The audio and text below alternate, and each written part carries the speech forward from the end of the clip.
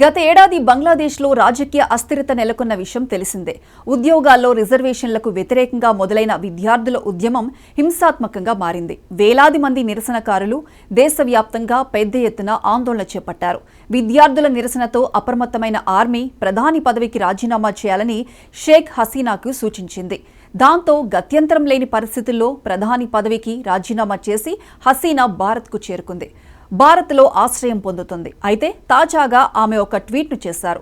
మోదీ పేరు ప్రస్తావించకుండా ట్వీట్లో భారత్ సాయాన్ని అభ్యర్థించారు. మై డియర్ ఫ్రెండ్ భారత్, బంగ్లాదేశ్లో ఏర్పడిన యూనస్ తాత్కాలిక ప్రభుత్వాన్ని ఉగ్రవాదులు నడిపిస్తున్నారని పేర్కొన్నారు హసీనా. బంగ్లాలో హిందువులు స్థానికుల మీద దాడులకు పాల్పడే అవకాశం ఉన్నట్లు తెలిపారు.